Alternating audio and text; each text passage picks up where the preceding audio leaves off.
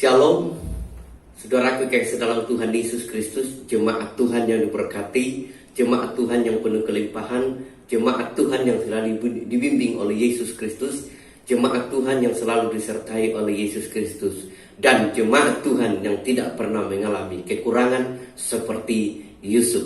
Pada pertengahan minggu ini saya ingin menyampaikan sedikit renungan firman Tuhan untuk dapat menguatkan kepada kita semua dari gereja Tuhan atau gereja kita, yaitu Rumah Doa Oikumene yang ada di Grand Lake. Saya percaya bahwa jemaat Tuhan diberkati sampai detik ini. Kita akan baca firman Tuhan yang terdapat di dalam Kejadian pasal 41 ayat yang ke-49.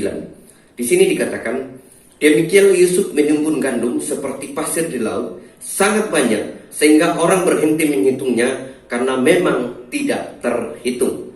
Saudara kekasih dalam Tuhan Yesus Kristus, saya percaya bahwa jemaat juga mengalami hal yang sama, yaitu di tahun-tahun ini kita mulai untuk bangkit daripada ekonomi kita mulai bangkit dari segala usaha kita mulai bangkit dari segala pekerjaan kita, bahkan kita mulai bangkit dari segala roh kekhawatiran kita, bahkan roh ketakutan kita. Yusuf di sini, dia memang orang yang dikasihi oleh Tuhan, karena memang kenapa? Karena ada 4 hal yang dialami Yusuf dalam kehidupannya, sehingga dia menjadi orang yang dapat diberkati oleh Yesus Kristus. Yang pertama kita dapat melihat di dalam ayat yang ke-38, lalu berkatalah Firaun kepada para pegawainya, mungkinkah kita mendengarkan orang seperti ini, seorang yang penuh dengan roh Allah? Firaun berkata, mungkinkah kita mendapatkan orang seperti ini, yaitu penuh dengan roh Allah. Yang pertama yang membuat Yusuf itu sukses dalam hidupnya, dalam segala bidang kehidupannya, yaitu dia memiliki roh Allah. Kenapa roh Allah ini penting dimiliki oleh Yusuf? Karena kita tahu Yusuf adalah pernah dianiaya, Yusuf pernah dicaci maki, Yusuf pernah dihina, Yusuf pernah dikucilkan, bahkan Yusuf pernah dijadikan seorang budak. Tapi dia tidak menendam, dia tetap kuat untuk menghadapinya. Dan saya percaya melalui kebangkitan Yesus Kristus, beberapa waktu yang lalu, setelah itu Yesus menjalankan pelayanan di dunia ini 40 hari, lalu dia naik ke surga, kemudian menurunkan Roh Kudusnya kepada setiap murid-muridnya, yang sampai sekarang ini Roh Kudus itulah yang membimbing kita, menguatkan kita, menghibur kita, menolong kita dalam setiap aspek kehidupan kita. Baik itu dalam kesusahan, baik itu dalam ketenangan, baik itu dalam pergumulan-pergumulan yang sedang kita hadapi. Roh Kudus ini yang menguatkan kita. Baik itu masalah-masalah dari luar, kita tidak pernah gentar menghadapi seperti Yusuf. Kenapa? Karena Yusuf ini memiliki Roh Kudus, memiliki Roh Allah. Karena Roh Kudus itulah yang dapat mampu menguatkan setiap orang percaya. Itu hal yang pertama dimiliki oleh Yusuf. Hal yang kedua, kita bisa membaca di sini bahwa sesudah itu ayat 40, ayat 39, kata Firaun kepada Yusuf, oleh karena Allah telah memberitahukan semuanya ini kepadamu, tidaklah ada orang yang demikian, berakal budi dan bijaksana seperti engkau. Hal yang kedua dimiliki oleh Yusuf di dalam ayat yang ke-39 adalah dia berakal budi dan juga dia bijaksana. Berakal budi berbicara tentang pikiran, kepintaran, dan juga pendidikan.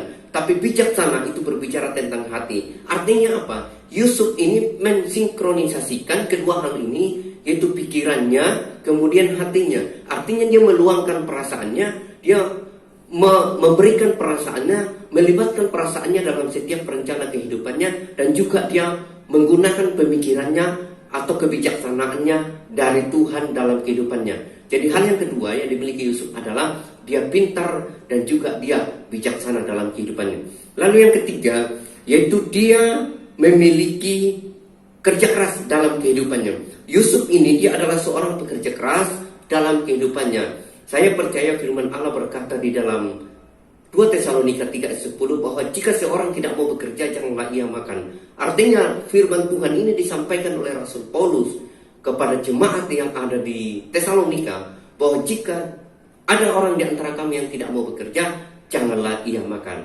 Nah, ini sungguh nyata saudara, bahwa kita sebagai manusia yang memang diciptakan Tuhan untuk mencari nafkah kehidupan kita, untuk mencari kebutuhan kita. Kita harus sinkronisasikan dalam kehidupan kita, yaitu kebutuhan rohani dan juga kebutuhan jasmani. Kebutuhan rohani berbicara tentang kehidupan yang kekal. Kebutuhan rohani berbicara tentang damai sejahtera. Kebutuhan rohani adalah berbicara tentang kuat untuk menghadapi segala tantangan. Tetapi kebutuhan jasmani berbicara tentang apa yang kita makan, berbicara tentang apa yang kita pakai, berbicara tentang apa yang kita butuhkan untuk kebutuhan jasmani kita.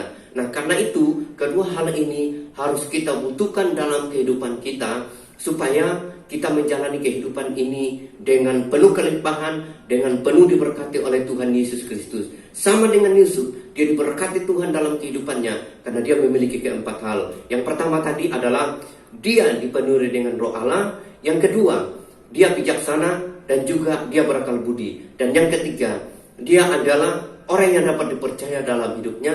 Dan yang keempat, dia adalah orang yang kerja keras. Saya percaya jemaat Tuhan akan mengalami hal yang sama, diberkati oleh Tuhan, berlimpah-limpah seperti pasir di laut yang tidak terhitung, yang tidak bisa dihitung seperti Yusuf ini. Karena memang Yusuf sangat diberkati oleh Tuhan. Saya percaya apa yang diberikan Tuhan kepada Yusuf itu juga menjadi milik saudara dan saya. Kita akan diberikan kelimpahan oleh Tuhan. Ekonomi kita akan bangkit, usaha kita akan bangkit, anak-anak kita diberkati oleh Tuhan, keluarga kita akan dibukakan jalan bagi Tuhan, dan damai sejahtera itu akan menjadi milik saudara dan saya. Terima kasih. Tuhan Yesus memberkati kita semua. Amin.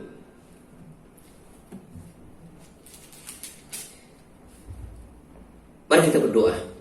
Ya Tuhan Allah Bapa kami di dalam surga, saat ini Tuhan dari rumah doa di tempat ini, dari gerejamu di tempat ini, di Keren Light, kami berdoa kepada Tuhan buat jemaat yang ada di rumah saat ini yang sedang mendengarkan khotbah ini atau renungan firman Tuhan ini. Sebagaimana Engkau memberkati Yusuf, Engkau juga akan memberkati jemaat-Mu Tuhan yang sementara mendengarkan renungan firman Tuhan ini. Berkatilah kami seperti Yusuf Tuhan, berikan kami kelimpahan, berkati jemaat-Mu Tuhan, bangkitkan ekonomi mereka, bangkitkan usaha mereka, bangkitkan segala pekerjaan mereka, dan berikan damai sejahtera, berikan roh sukacita akan menjadi kehidupan mereka, akan menjadi milik mereka di dalam rumah tangganya masing-masing. Terima kasih Bapa, hamba berdoa dan menyerahkan seluruh ke dalam tangan-Mu buat setiap pemirsa yang mendengarkan video atau khotbah ini. Biarlah Tuhan akan memberkati seperti Tuhan memberkati Yusuf. Haleluya. Amin.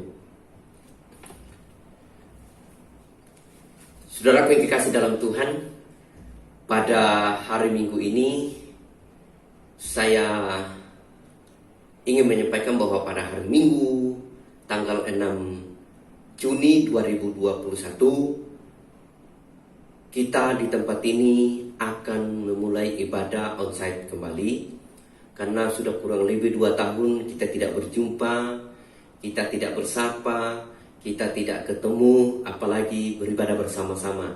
Dan saya rindu melalui rumah doa di tempat ini, gereja Tuhan di tempat ini yang memang Tuhan siapkan buat kita semua. Mari kita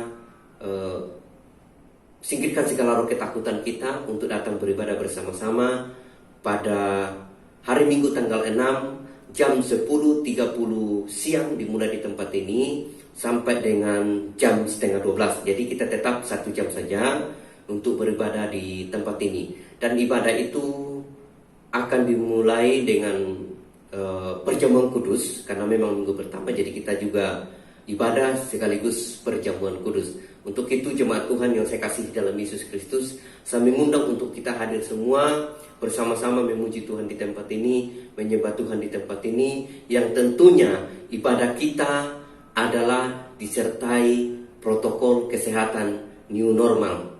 Saya beribadah kurang lebih 1,5 tahun ini, saya beribadah kepada jemaat yang ada di Klo Gading Serpong, karena memang cuma 5 bulan libur dan sudah 1,5 tahun jalan, dan saya rindu kita juga akan memulai di tempat ini. Karena itu sekali lagi saya mengundang untuk kita datang bersama-sama pada tanggal 6 jam 10.30 kita mulai di tempat ini ibadah perdana onsite. Saya tunggu kehadiran jemaat Tuhan yang diberkati.